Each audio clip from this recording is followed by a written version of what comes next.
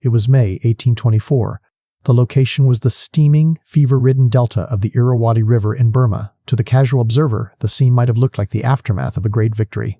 The Union Jack fluttered lazily above the gilded spires of the Shwedagon Pagoda, and the city of Rangoon, the strategic key to the Kingdom of Ava, was firmly in British hands. But down in the mud, among the bamboo huts and the flooded trenches, the reality was not one of triumph. It was a scene of apocalyptic horror. The air was thick with the copper scent of blood and a cloying sweetness of rotting vegetation. The rain did not fall. It hammered against the earth, a relentless, deafening monsoon deluge that turned the ground into a quagmire capable of swallowing a man whole. In the makeshift hospitals, the sounds of battle had been replaced by the groans of the dying. But these men were not dying from musket balls or saber cuts. They were dissolving from the inside out.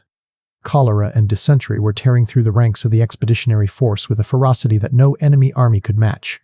They had arrived just weeks earlier, the proud soldiers of the 41st Regiment of Foot and the Madras Native Infantry, expecting a quick, decisive campaign against a primitive enemy. They had been promised glory. They had been promised prize money. Instead, they found themselves trapped in a ghost city. The Burmese population had vanished, taking every scrap of food and every boat with them, leaving the British army stranded, starving, and blindly staring into the impenetrable green wall of the surrounding jungle. It is a story that has largely been scrubbed from the popular memory of the Empire. We remember Waterloo, we remember the Somme, but the First Anglo-Burmese War remains a forgotten chapter, a conflict that cost the British East India Company more money and men than almost any other colonial venture in history.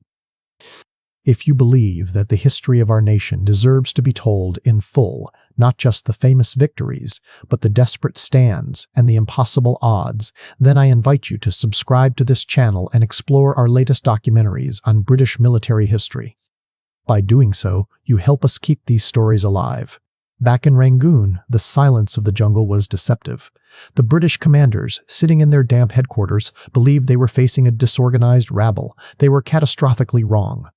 While the Redcoats rotted in the rain, the jungle was watching. Spies were everywhere, hidden in the foliage, counting every cannon, every musket, and every sick man. Deep in the interior, a drumbeat was beginning to sound. It was the summons of the court of Ava. The King of Burma had unleashed his greatest weapon.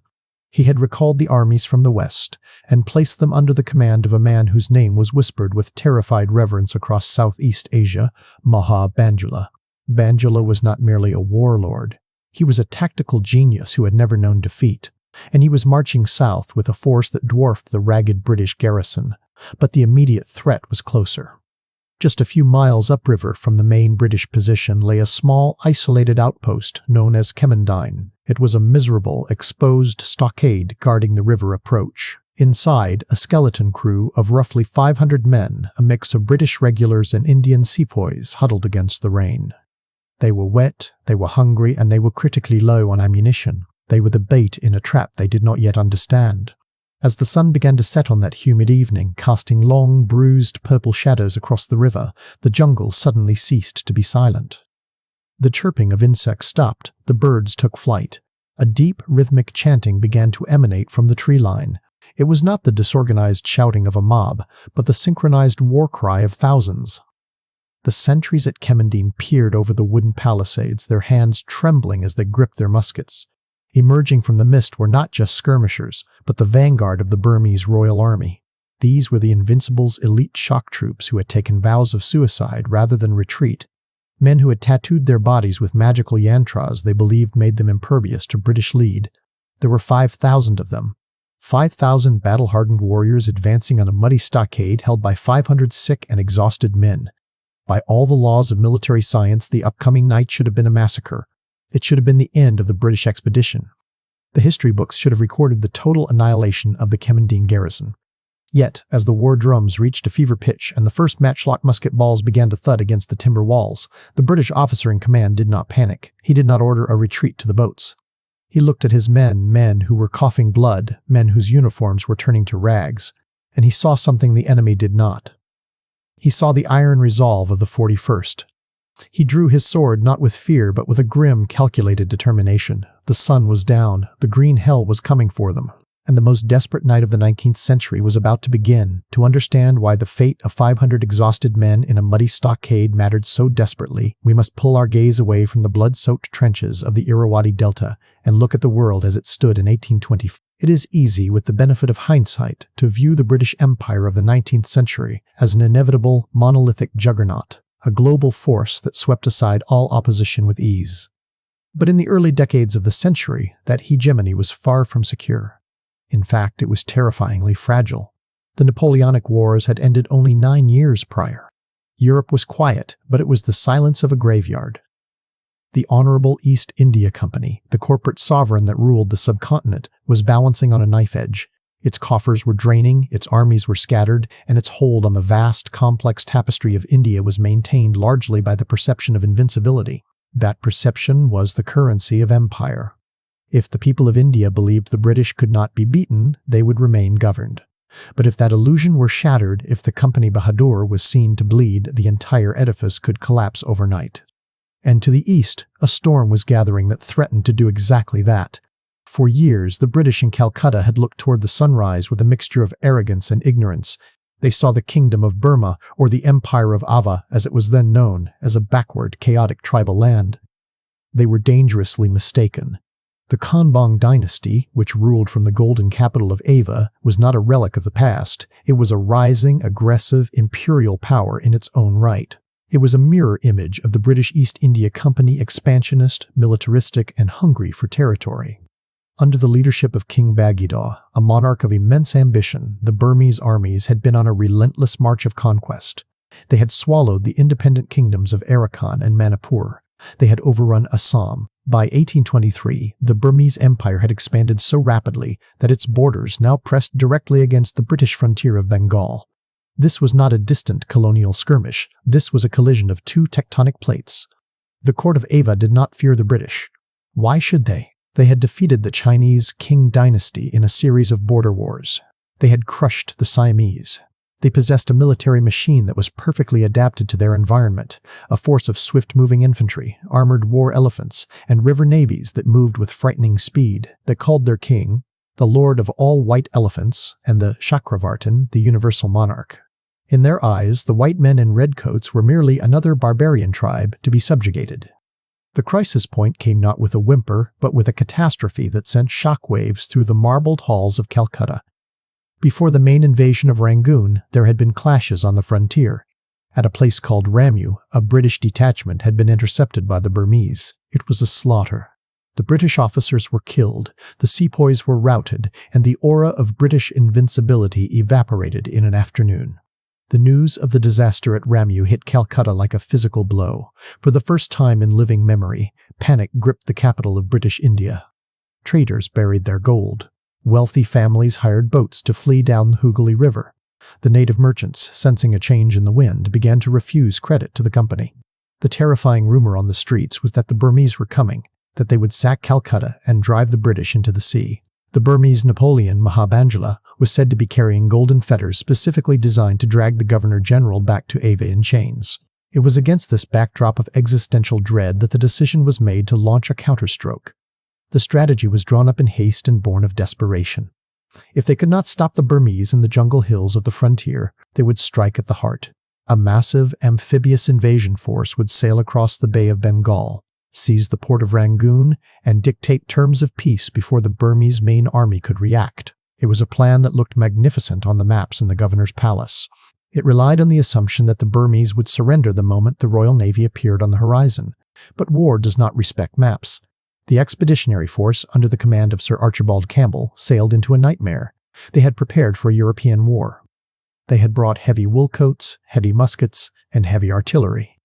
They had prepared to fight line against line in open fields with rules of engagement that had been refined on the battlefields of Spain and Belgium. They had absolutely no concept of the enemy or the battlefield that awaited them. They were entering the green hell. The terrain of Lower Burma was unlike anything the British Army had ever encountered. It was a land where roads did not exist.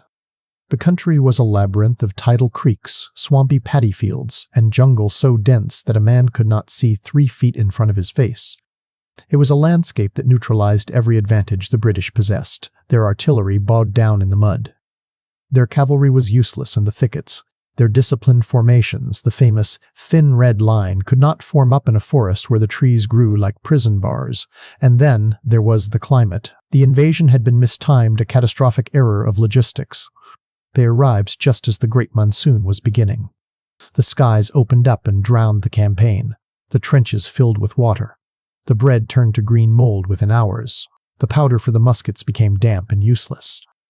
But the deadliest enemy was not the Burmese, nor the rain. It was the miasma.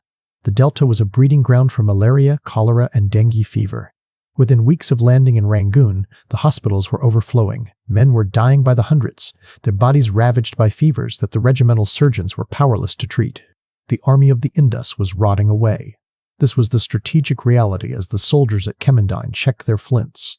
They were not just fighting for a stockade, they were fighting to prevent the total humiliation of the British Empire. If Campbell's force was destroyed in Rangoon and with sickness claiming the army, destruction seemed imminent. There was nothing stopping Maha Bandula. The road to Calcutta would be open. The prestige of the British would be shattered, perhaps irrevocably. The invasion that was supposed to be a lightning strike had turned into a siege. The hunters had become the prey. The British were trapped in the very city they had captured, surrounded by a scorched wasteland, starving, sick, and cut off from home. They had kicked the hornet's nest, and now the hornets were swarming. The world was indeed ablaze, or at least the corner of it that mattered to the fate of nations. The stakes could not have been higher. It was a clash between the industrial discipline of the West and the ancient organic power of the East. And right in the center of this collision, standing in the mud of the Kemandine outpost, was a man who had been given the impossible task of holding it all together. A man who history has largely forgotten, but whose actions in the coming days would decide the fate of a kingdom. In the pantheon of British military heroes, there are names that are etched in granite. We know the melancholic brilliance of Wolfe at Quebec. We know the fiery audacity of Nelson at Trafalgar. We know the stoic iron of Wellington at Waterloo. These men are the giants of the age, their statues guarding the squares of London, their lives chronicled in endless biographies. But Sir Archibald Campbell has no great monument. If you were to mention his name to a student of military history today, you might be met with a blank stare. He is the forgotten man of a forgotten war. And yet without this dour, taciturn Scotsman, the history of the British Empire in Asia would likely have taken a vastly different, and far darker, course. To understand why Campbell was the only man capable of saving the expedition in Burma, we must look at the man himself. He was not a glamorous figure. He possessed none of the aristocratic flair of a cavalry officer or the poetic soul of a romantic adventurer. Campbell was a soldier, a creature of discipline, logistics, and hard, unyielding reality. Born in Persia, he had joined the army at a young age, serving with the 77th Regiment in India before returning to Europe. But his true education in the art of war did not happen on the parade grounds of England. It happened in the jagged hills of the Iberian Peninsula, fighting Napoleon's marshals. Crucially, Campbell had served not just in the British Army, but as a commander in the reorganized Portuguese army under Marshal Beresford. This detail is often overlooked, but it is the key to understanding his genius. In Portugal, he had not commanded well-fed, well-supplied British regulars. He had commanded men who were often ragged, unpaid, and fighting for their survival against a superior French force. He had learned the art of irregular warfare. He had learned how to move armies through terrain that broke lesser men. He had learned that a general's primary weapon is not his sword, but his supply wagons. He was a man who understood the grim mathematics of survival. While his contemporaries in the officers' mess debated the finer points of cavalry charges, Campbell was the kind of officer who was obsessively checking the quality of his men's boots and the dryness of their gunpowder. He was a professional in an age of amateurs. When the crisis in Burma erupted, the East India Company needed a commander. It was not a coveted post. The generals in Calcutta looked at the maps of the Irrawaddy Delta at the swamps, the jungle, and the lack of roads, and they saw a graveyard. The command was a poisoned chalice. Any officer who took it risked his reputation on a campaign that promised little glory and a high probability of death by disease. Campbell took it. He took it not with enthusiasm, but with a sense of duty that bordered on the religious. He was 55 years old, an age when most generals were looking to retire to a country estate. Instead, he boarded the ship for the Fever Coast. From the moment he stepped ashore in the abandoned, smoldering ruins of Rangoon, Campbell realized that the planners in India had been catastrophically wrong. They had told him the Burmese would surrender at the sight of the fleet. They had told him the local population would rise up and support the British. They had told him he could march up the river to the capital in a matter of weeks. None of it was true. The scorched earth policy of the Burmese had left him with a city of ghosts. There were no boats to transport his army upriver. There were no buffalo to pull his guns. There was no fresh meat to feed his men. And the monsoon had arrived early, turning his base of operations into a sinking island of mud. Lesser commanders would have panicked. They would have blamed the politicians, written furious letters to Calcutta, perhaps even ordered a retreat while the winds still favored the ships. And indeed, the correspondence from his junior officers during those first weeks is filled with despair. They write of the green tomb and the hopelessness of their situation, but Campbell did not despair. He went to work. He imposed a regime of strict sanitation in a desperate attempt to curb the cholera. He reorganized the defenses of the Shwedagon Pagoda, turning the sacred site into an impregnable citadel. When the food ran low, he cut the rations with a stoicism that silenced the grumbling in the ranks. He was everywhere at once, a stern, unsmiling figure in a soaked uniform, walking the perimeter, inspecting the pickets, staring out into the jungle with icy blue eyes. He understood something that his staff did not. They were no longer fighting a war of maneuver. They were fighting a war of will. The Burmese strategy was simple. They intended to starve the British into submission, to let the jungle and the rain do the killing for them. Campbell's response was equally simple. We will not move. We will not break. We will kill anyone who comes within range of our muskets, and we will wait. It was a gamble of terrifying proportions. He was betting that his men's discipline could outlast the Burmese numbers. He was betting that he could solve the logistical nightmare before the army rotted away entirely. But Campbell also possessed an aggressive streak that the Burmese had not anticipated. He was not content to simply sit and die. He began to probe the jungle. He sent out columns to test the enemy's strength, to find their stockades, to learn their way of fighting. He was studying his enemy. He saw how they built their defenses, bamboo palisades hidden deep in the forest, impervious to light artillery. He saw how they fought appearing from nowhere, sniping and vanishing. He realized that the European tactics of the parade ground the rigid lines. The volley fire were useless here. He would have to adapt. He would have to teach his redcoats to fight like light infantry. He would have to use the bayonet, the weapon of ultimate resolve. As the weeks dragged on and the hospitals filled, whispers began to circulate in Calcutta that Campbell was a failure. They called him the tortoise. They mocked his inactivity. They did not see the meticulous web of defense he was spinning. They did not see that he was forging a weapon in the fires of misery. Sir Archibald Campbell was a man alone, bearing the weight of an entire army's survival on his epaulets. He was not the dashing hero the public wanted. He was the grim guardian they needed. He knew that the real test was coming. The spies had brought word of Bandula's approach. The Invincibles were coming. And Campbell, standing on the ramparts of the great pagoda, watching the rain wash away the blood of his sentries, knew that the time for logistics was over. The time for slaughter had arrived. The arrival of the British expeditionary force in the Rangoon River was a spectacle of imperial might intended to cow a nation into submission. To the Burmese watchers hidden in the mangroves, it must have seemed as though the sea itself had birthed a monster. 66 transport ships, escorted by the devastating firepower of His Majesty's sloops, the Liffey and the Larne, crowded the estuary. The decks were awash with the scarlet of the infantry and the blue of the artillery. Flags snapped in the breeze. Bands played martial tunes that drifted across the water. It was a display of the industrialized war machine of the West, arrived to discipline the East.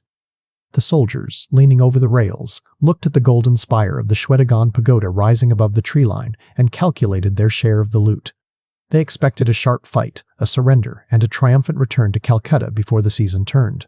They were young, they were confident, and they were utterly ignorant of the catastrophe that awaited them. The descent into nightmare began the moment the first boot touched the mud. The British stormed the city of Rangoon expecting resistance, but they were met with a silence more unnerving than cannon fire. The city was a ghost town.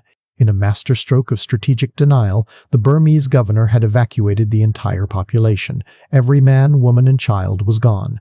But more importantly, everything that could sustain an army was gone with them. There were no boatmen to navigate the treacherous currents of the Irrawaddy. There were no laborers to carry the heavy chests of ammunition. There were no buffalo to drag the artillery. There was not a single sack of rice, nor a head of cattle. The British had captured a shell. They were an army of 11,000 men stranded on a hostile shore, entirely dependent on supply ships from India that were weeks away. And then the sky turned black. The monsoon of 1824 arrived with a violence that shocked even the veterans of India. This was not rain as the British knew it. It was a deluge of biblical proportions. The heavens opened and did not close for months. The sun vanished, replaced by a permanent, oppressive gray twilight. The temperature did not drop. Instead, the air became a heavy, suffocating blanket of steam. The green hell had begun. The topography of the delta dissolved. The solid ground turned into a sucking, glutinous slurry. The trenches dug for defense filled with water within minutes, forcing the men to sleep in mud that reached their waists. Equipment began to rot before their eyes.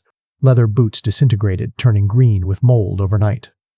Muskets rusted, the mechanisms seizing up. The crimson uniforms of the king's regiments, once so pristine, turned into sodden dark rags, heavy with filth and sweat. But the rain was only the backdrop to the true horror.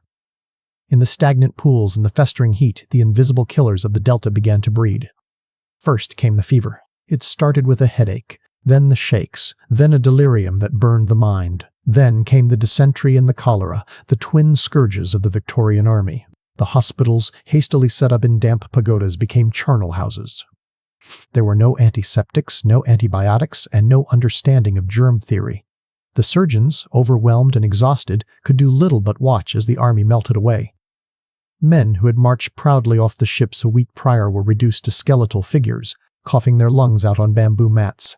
The death toll rose terrifyingly fast, 10 men a day, then 20, then 50. The burial parties could not keep up. The graves dug in the waterlogged soil would simply fill with mud before the bodies could be lowered. The stench of death hung over the camp, a miasma so thick it seemed to taste of copper and rot, and watching all of this from the tree line was the enemy. The psychological impact of the Burmese tactics cannot be overstated. The British were used to enemies who stood in lines, who fought in the open, but the Burmese refused to play by the rules of European chivalry. They were masters of the jungle. They were everywhere and nowhere. A sentry standing post on the perimeter would simply vanish in the night, snatched by unseen hands, his scream swallowed by the sound of the rain. A patrol would venture 100 yards into the jungle and be cut to pieces by invisible snipers hidden in the canopy. The Burmese utilized stockades, fortifications made of teak and bamboo, that were effectively bulletproof, which seemed to grow out of the ground overnight. A British column would clear an area, march back to camp, and return the next morning to find a new fortress blocking their path. The jungle itself became the enemy. It felt claustrophobic, alive, and malevolent. Every rustle of a leaf could be a tiger or a snake or a Burmese skirmisher with a daw blade. The soldiers, racked with fever and malnutrition, began to lose their nerve. They felt trapped in a green prison, fighting a phantom army that bled them dry without ever offering a decisive battle. In the center of this disintegrating situation sat Sir Archibald Campbell. His position was unenviable. Back in the comfortable clubs of Calcutta and London, the politicians were growing impatient. They looked at their maps and asked why Campbell wasn't marching on the capital. They called him the tortoise. They accused him of timidity. They did not understand that an army without transport cannot move. They did not understand that to march into the interior without boats or carts was a death sentence. Campbell bore the criticism in silence. He sat in his headquarters, the rain drumming an endless rhythm on the roof, reading the casualty reports. He knew that if he moved prematurely, the jungle would swallow his army whole. He had to wait. He had to hold the perimeter. He had to keep the flickering flame of discipline alive in men who were rotting alive. But the wait was agonizing. The supplies were dwindling, the salt pork was rancid, the biscuits were full of weevils, the army was starving. And as the weeks dragged into months, a terrifying realization settled over the camp. They were not the besiegers, they were the besieged. The British Expeditionary Force, the pride of the Empire, was trapped in a muddy corner of a foreign land, slowly dying while the jungle closed in around them. And deep in that darkness, the true power of the Burmese Empire was gathering its strength, preparing to deliver the final blow that would wipe them from the face of the earth.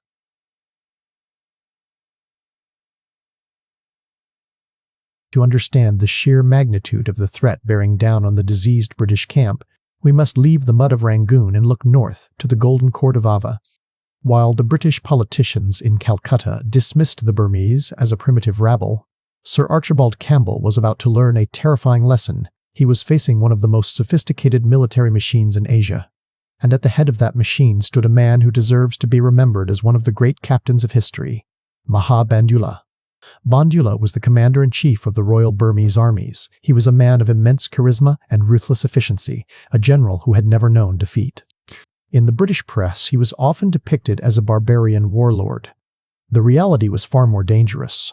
Bandula was a master of logistics and motivation, a strategist who understood the terrain better than any European ever could. He had just completed a lightning campaign in the west, crushing opposition in Arakan, when the call came from the king. The white strangers had taken Rangoon. Bandula's response was a feat of mobilization that rivals anything from the Napoleonic Wars. In the midst of the monsoon, he turned his army around. He marched them hundreds of miles across the flooded Arakan-Yoma Mountains, a trek considered impossible by British standards. He gathered reinforcements from every province, swelling his ranks until he commanded a force of 60,000 men. But it was not just the numbers that were terrifying, it was the quality of the troops. At the core of Bandula's army were the legendary Invincibles, or the Shui Da. These were not conscripts dragged from the rice paddies. They were the king's own shock troops, men chosen for their physical size and fanaticism. They were clad in black lacquer armor and armed with heavy swords and muskets. But their true armor was psychological. Before battle, these men would consume opium to dull their fear. They were covered from neck to ankle in intricate tattoos, magical yantras, and spells that they believed rendered them impervious to bullets and bayonets. They inserted gold and silver amulets under their skin. When they marched, they did not march to conquer, they marched to die for the king. They danced as they advanced, taunting the British, convinced that the Redcoats' weapons could not harm them. To the superstitious sepoys of the Madras native infantry, facing these demon warriors emerging from the mist was a test of nerve that verged on the supernatural. Supporting the Invincibles was a terrified array of technological prowess. The Burmese River Navy was a sight to behold. Massive warboats, gilded in gold leaf, powered by 60 rowers and mounting heavy cannon on their prows. They moved faster than the wind, capable of outmaneuvering the heavy British warships in the narrow creeks. And then there were the elephants, hundreds of them, not just beasts of burden but living tanks, their tusks sheathed in iron, carrying Jingle's small swivel cannons on their backs. The ground shook when Bandula's army moved. But Bandula's greatest weapon was the spade. The Burmese were the pioneers of modern trench warfare, nearly a century before the Western Front of World War I. While the British stood in rigid lines, the Burmese dug. They could entrench an entire army in a single night. Their soldiers carried small entrenching tools and would dig individual foxholes called snake pits by the British that were connected by underground tunnels. A British column would march into an empty field, only to find the ground suddenly erupting with musket fire from invisible positions. When they charged with the bayonet, they found empty holes. The enemy had vanished into the earth, only to pop up behind them. It was a tactical nightmare that baffled the British officers. They were fighting an enemy that understood cover, concealment, and flanking maneuvers perfectly. As November 1824 turned to December, the spies brought the news that Campbell had been dreading. The jungle to the north was alive. The smoke of thousands of campfires stained the horizon. Bandula had arrived. He did not rush. He deployed his 60,000 men in a massive semicircle around the British position, cutting off every avenue of escape. The trap was masterfully set. He had the British back against the river. He had them outnumbered 12-1, and he knew they were dying of sickness. Inside the British lines, the mood was grim. The soldiers, skeletal and ragged, checked their ammunition. They could hear the chanting of the Invincibles in the distance. They knew that the Burmese Napoleon was not here to negotiate. He was here to exterminate them. The irresistible force had finally met the immovable object, and the green hell was about to witness its bloodiest hour. December 1824. The atmosphere inside the British lines at Rangoon had shifted from misery to something far more sinister, claustrophobia. For months, the soldiers had battled the invisible enemies of disease and hunger. But now, as the rains finally began to slacken, and the sun returned to bake the mud into hard clay, the visible enemy revealed himself in a display of power that stopped the breath in the throats of the sentries. It began with the smoke. From the high vantage point of the Shwedagon Pagoda, the gilded bell-shaped temple that served as Sir Archibald Campbell's fortress and headquarters, the British officers looked north into the jungle. For miles, the canopy was obscured by a rising gray haze. It was the smoke of 10,000 campfires. The jungle, usually a place of chaotic organic noise, had acquired a new terrifying soundtrack, the low, industrial hum of a massive army on the move. Maha Bandula had not just arrived, he had brought a nation with him. The British perimeter, a thin ribbon of redcoats and sepoys stretching around the pagoda and the town, was suddenly facing a human tidal wave. 60,000 Burmese troops had emerged from the wilderness. They fanned out in a perfect, colossal semicircle. their flanks resting on the riverbanks, effectively sealing the British into a pocket of land no larger than a few square miles. The disparity in numbers was grotesque. Inside the perimeter, Campbell could muster barely 5,000 men fit to hold a musket. And even these fit men were gaunt, hollow-eyed ghosts, their uniforms hanging loosely on skeletal frames, their bodies weakened by months of half rations. They were outnumbered 12 to 1. If the Burmese army were simply to rush them to swarm over the earthworks in a single uncoordinated mass, the sheer weight of bodies would have been enough to smother the British expedition in an afternoon. But Bandula was too smart for a chaotic rush. He intended to dismantle the British position piece by piece, with the precision of a master surgeon. As the sun set on the first day of the siege, the true horror of the situation became apparent. The jungle darkness, usually total, was illuminated by a ring of fire. Thousands of torches flickered in the tree line, creating a continuous arc of light that surrounded the British position. It was a psychological weapon as much as a tactical one. It told every soldier in the British lines, "There is no way out. We are everywhere." Then the digging began. The British military manuals of the day were written for the open fields of Europe. They taught men how to form squares to repel cavalry and how to wheel in line. They had nothing to say about the enemy that now faced them. The Burmese were not fighting a Napoleonic war. They were fighting a war of the future. They were the supreme masters of entrenchment. Under the cover of darkness, thousands of Burmese pioneers moved forward. They did not march, they burrowed. Working with incredible speed and silence, they dug a complex network of trenches, zigzagging approaches that allowed them to move closer and closer to the British lines without ever exposing themselves to fire. When the sun rose the next morning, the British were astonished. Where there had been empty jungle the night before, there were now earthworks, and they were closer. The next night, the process was repeated. The Burmese were practicing trench creep, literally moving the earth beneath them to strangle the British position. These were not crude ditches, they were sophisticated fortifications, complete with foxholes, covered bunkers, and firing slits. The British artillery opened fire, blasting the new earthworks with grape and canister shot, but the Burmese just dug deeper. They disappeared into the ground like moles, only to pop up with their matchlocks, fire a volley, and vanish again. It was a maddening, attritional warfare that gnawed at the nerves of the defenders. The enemy was closing the distance, yard by yard, tightening the noose with agonizing slowness. The psychological strain on the British troops was immense. Sleep became impossible. The crack of sniper fire was constant. The men had to eat, sleep, and relieve themselves in the trenches, never taking their eyes off the shifting earth ahead of them. The fear of the Invincibles was palpable. Rumors flew through the ranks that the Burmese were tunneling underneath the pagoda itself, planning to blow the entire headquarters into the sky.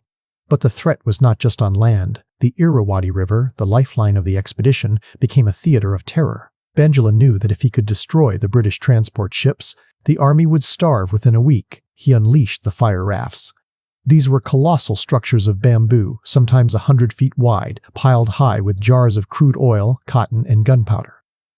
The Burmese would set them ablaze and cut them loose upstream, letting the current carry these floating infernos down toward the British fleet. The nights on the river became a hellish spectacle. The sailors on the watch would see a glow upstream, growing brighter and brighter until the entire river seemed to be on fire. The rafts would come drifting out of the darkness, crackling and exploding, the heat so intense it blistered the paint on the ship's hulls. The British sailors had to row out in small boats, grappling hooks in hand, risking immolation to tow the burning rafts away from the transports. It was a desperate nightly struggle for survival, illuminated by the orange glare of the flames. Back on the perimeter, the pressure was reaching a breaking point. The Burmese trenches were now so close that the British soldiers could hear the enemy talking. They could hear the commands of the officers, the chanting of the monks, and the taunts of the Invincibles. "Come out, white strangers!" they would shout from the darkness. "Come out and die!" Campbell, walking the lines, remained outwardly calm, but he knew the situation was critical. His army was stretched to the breaking point. He had to defend a vast perimeter with a handful of men. If the Burmese concentrated their force on a single point, they would break through.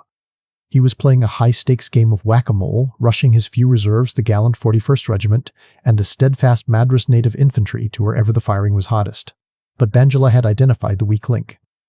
He knew that the key to the British position was not the Great Pagoda, but the river. If he could sever the connection between the army and the fleet, the British were finished. And standing guard over that vital connection, isolated and exposed, was the post at Kemmendine. It was a small wooden stockade, cut off from the main army, jutting out into the enemy territory like a lonely finger. Inside were the men of the 26th Madras Native Infantry and a detachment of the Royal Navy. They were the cork in the bottle. If Kemmendine fell, the river would belong to Bandula. As the siege entered its most intense phase, the British watchers on the pagoda saw the sea of smoke shift. The mass of the Burmese army was moving, the flags of the Invincibles were gathering, the chanting grew louder, focused now on that one solitary outpost. The trap had closed. The digging was done. The time for the slow strangulation was over. Maha Bandula was preparing to deliver the death blow. The order was given to the Burmese columns, total annihilation, no prisoners. The green hell was about to unleash its full fury on the 500 men at Kemandine. If you were to look down from the heavens upon the Rangoon River on those first nights of December 1824, you would have seen a landscape swallowed by shadow, save for one solitary, flickering point of light. That point was the Kemandine stockade. It was a rough, hastily constructed fortification of teak logs and earth, jutting out into the river like a defiance of nature itself. Inside its mud-slicked walls huddled the men of the 26th Madras Native Infantry and a small detachment of the Madras European Regiment. They were commanded by Major Yates, an officer who understood that he had been given a death sentence. His orders from Sir Archibald Campbell were simple, yet terrifying: hold at all costs. There was no retreat. If Kemandine fell, the river was lost. If the river was lost, the army would starve. The mathematics of survival were brutally clear. For the 500 men inside, the waiting was the hardest part. They stood in the firing steps, staring out into the pitch-black jungle. The rain had paused, leaving behind a heavy, dripping silence. But it was a false silence. Every man knew that just beyond the tree line, thousands of eyes were watching them. They could smell the charcoal of the enemy's matches. They could hear the low, rhythmic breathing of a massive predator preparing to pounce. The attack did not begin with a shout, but with a sudden, deafening eruption of fire. From the darkness, the jungle exploded. 1,000 Burmese muskets and jingles fired in unison, turning the perimeter of the forest into a sheet of flame. Lead balls slammed into the wooden palisades, sending splinters flying like shrapnel. The air, which moments before had been heavy with humidity, was instantly choked with the acrid, stinging smoke of black powder. And then came the roar. It was a sound that the survivors would hear in their nightmares for the rest of their lives, the war cry of the Invincibles. From the smoke, they emerged.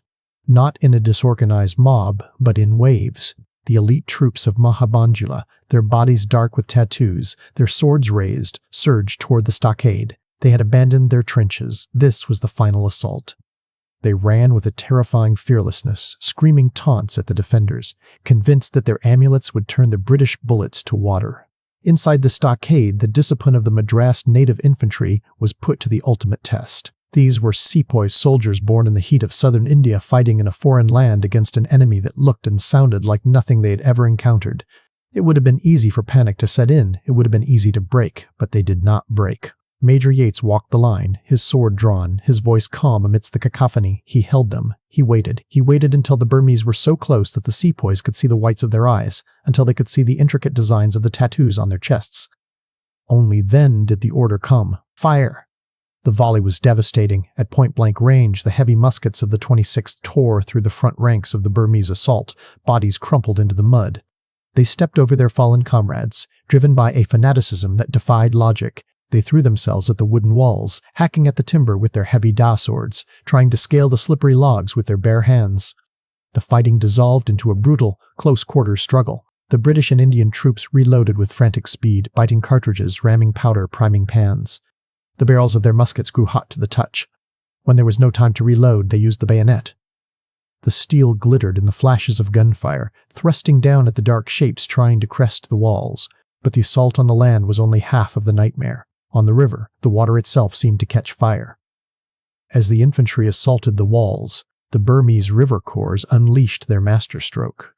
Dozens of massive fire rafts piled high with oil and combustible cotton came drifting out of the darkness, guided by warboats. They were aimed directly at the Sophie, the small British sloop that was anchored off the stockade to provide fire support. The heat from the rafts was intense, searing the eyebrows of the sailors on the Sophie. The river was illuminated in a hellish orange glow. If the Sophie caught fire, her magazine would explode, and the shock wave alone would flatten the Kemandine stockade. The sailors lowered their longboats, rowing directly toward the infernos.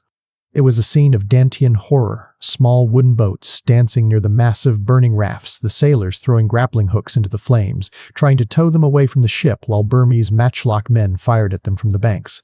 Back on the walls, the crisis was deepening. The sheer weight of the Burmese numbers was beginning to tell.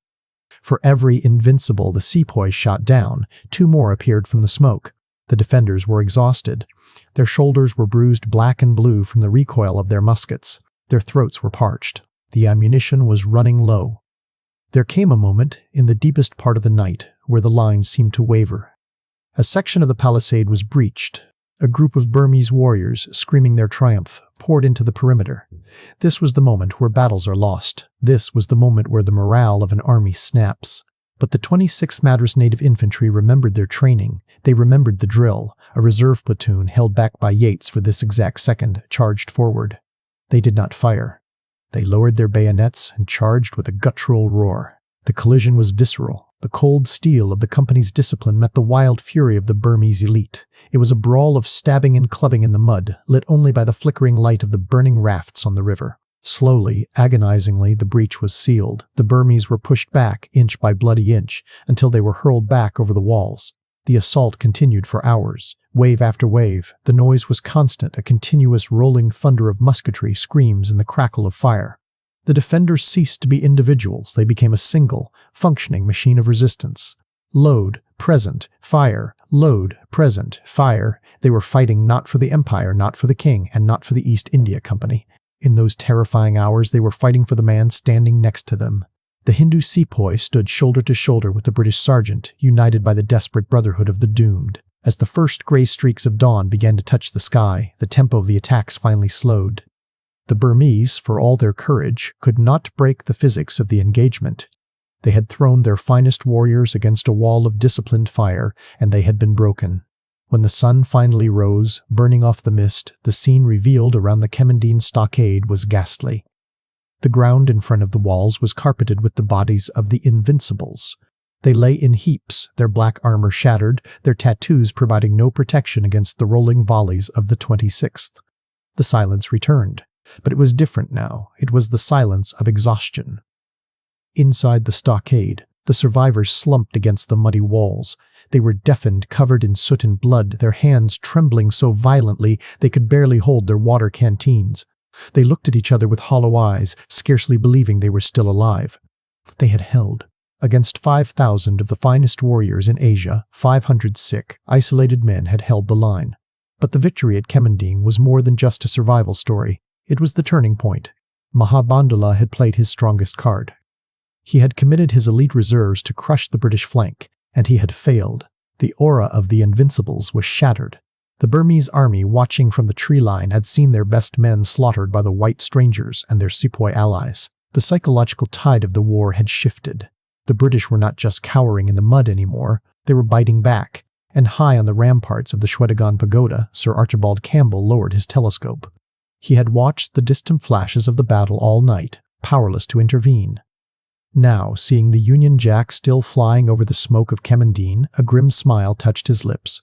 He knew that Bandula had overextended. The enemy was bloodied. The enemy was frustrated. Campbell turned to his aides. The defensive phase was over.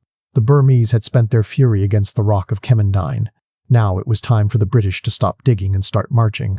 It was time for the counterstroke.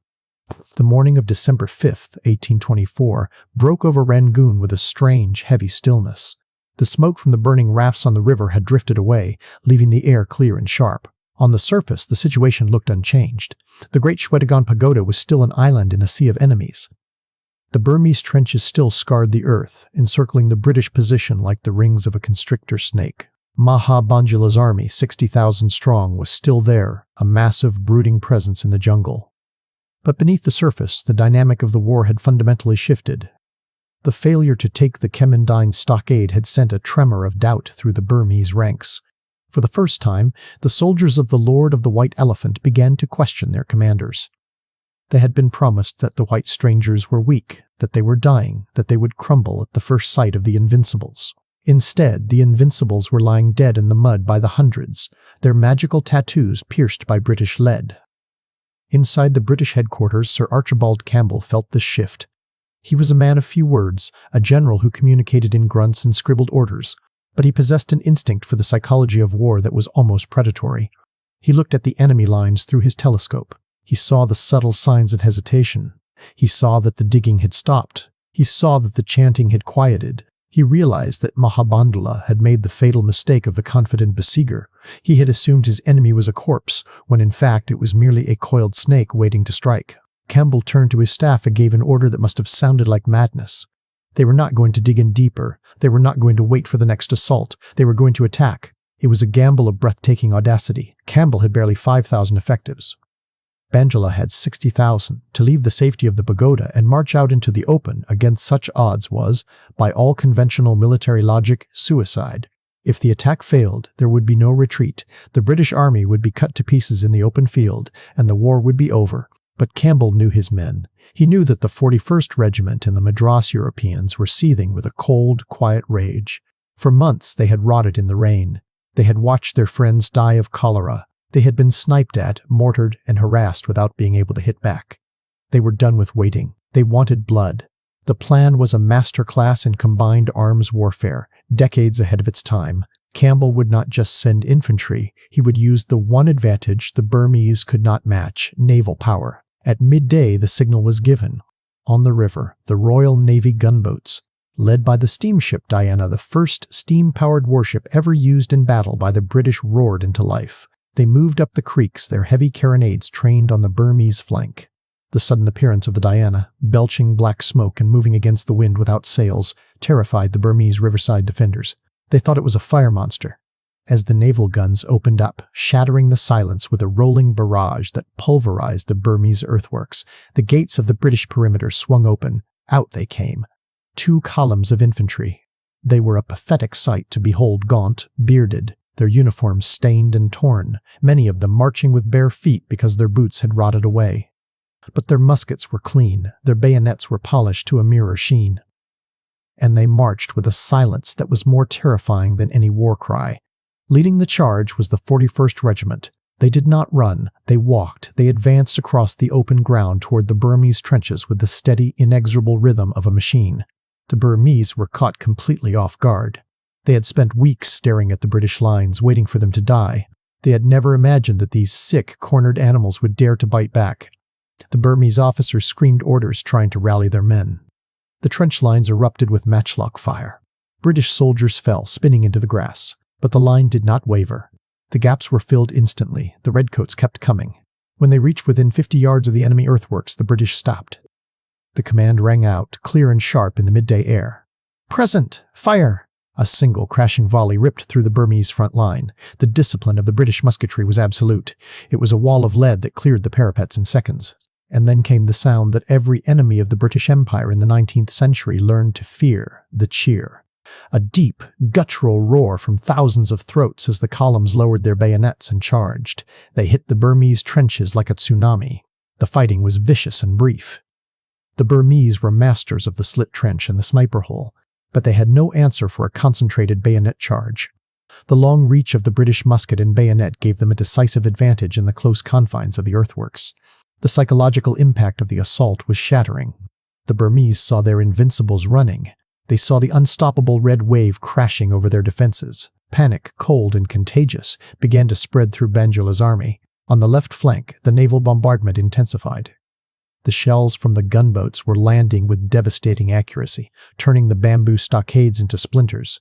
The Burmese were being hit from the front and the side. The discipline of the Grand Army, which had marched so proudly from Ava, began to dissolve. Campbell, watching from the rear, pressed his advantage. He did not let up. He threw in his reserves. He ordered the columns to wheel and roll up the enemy line. It was a tactical masterpiece. He was using a force of fewer than 2,000 men to rout an army of 60,000 simply by applying maximum pressure at the critical point. By early afternoon, the retreat had become a rout. The great Burmese army, the force that was supposed to drive the British into the sea, was fleeing into the jungle. They abandoned everything. The field was littered with the detritus of a shattered empire, gilded parasols, lacquer boxes, heaps of rice, muskets, and standards. Bandula himself, the great general, was forced to flee. His command tent was overrun. The British soldiers, storming into the enemy headquarters, found the meals still warm on the tables. The Invincibles were broken. They had believed they were gods of war, protected by magic.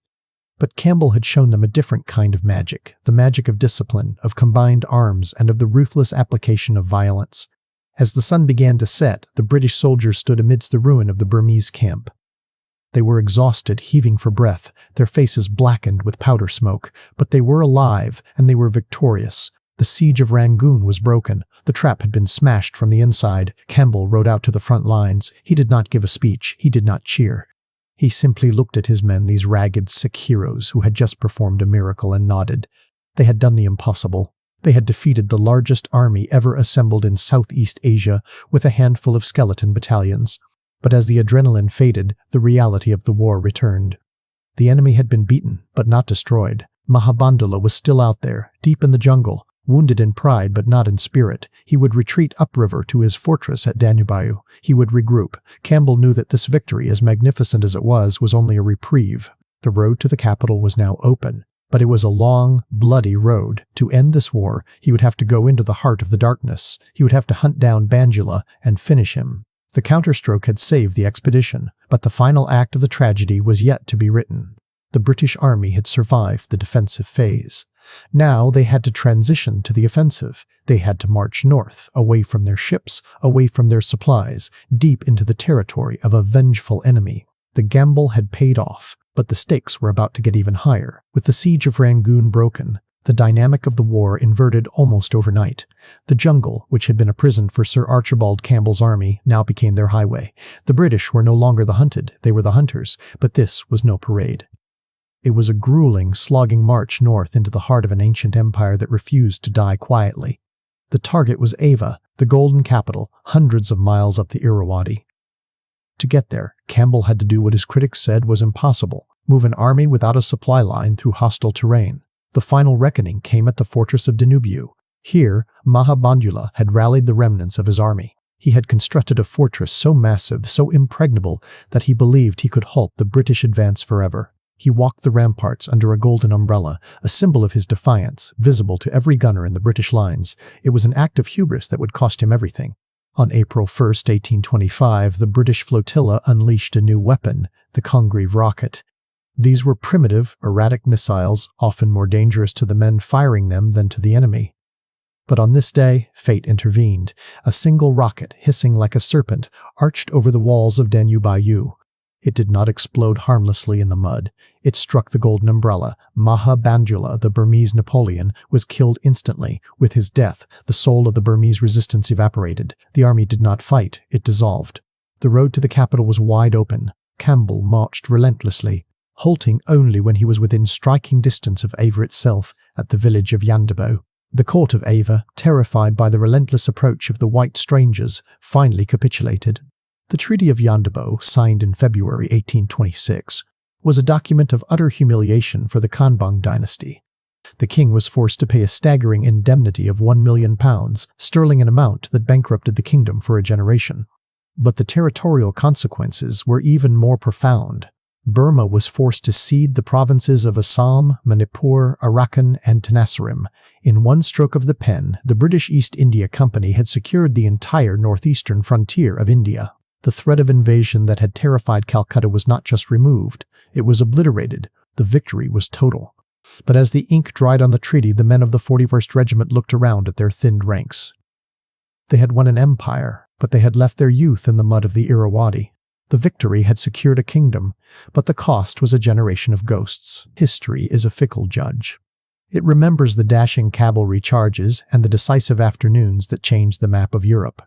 But it has little patience for the slow, grinding misery of the jungle. The First Anglo-Burmese War is, today, almost entirely forgotten by the British public. There are no great monuments to it in London. No films are made about the defense of Kemmendine. Sir Archibald Campbell's name does not sit alongside Wellington or Montgomery in the national consciousness. And perhaps there is a reason for this collective amnesia. This was not a glorious war. It was a tragedy of logistics and disease. Of the 40,000 British and Indian troops who served in the campaign, 15,000 never returned home. But fewer than 4% of those men were killed in battle. The rest were consumed by the fever, the dysentery, and the green hell itself. It was the deadliest colonial war of the entire 19th century, a graveyard that swallowed a generation of soldiers for a prize that many back in England couldn't even find on a map. Yet, the legacy of this forgotten conflict is immense. The victory at Rangoon and the march to Ava secured the British Empire in Asia for 100 years. It turned the Bay of Bengal into a British lake. It ended the expansionist dreams of the Burmese kings and ensured that the jewel of India would remain safe from the east. Sir Archibald Campbell, the dour Scotsman who held the line when everyone else wanted to retreat, returned to a knighthood, but he never received the adulation he deserved. He was a man of the old school, a professional who understood that the first duty of a general is not to look good in a painting, but to ensure his men have dry powder and clean water. He taught the British Army a lesson that it would tragically have to relearn a century later in 1944, that the jungle is neutral. It kills the careless, but it shelters the disciplined. The soldiers who stood at Kemmendine, the men who charged the trenches at Rangoon, they did not fight for geopolitics. They fought to survive the night. They walked into a green nightmare, outnumbered 10-1, and through sheer bloody-minded discipline, they walked back out again. The empire they fought for is gone. The maps they drew have been redrawn. But if you walk through the jungle near the Shwedagon Pagoda today, when the monsoon rain is hammering against the earth, you might still feel the echo of their presence. The history books may have forgotten them, but the jungle remembers.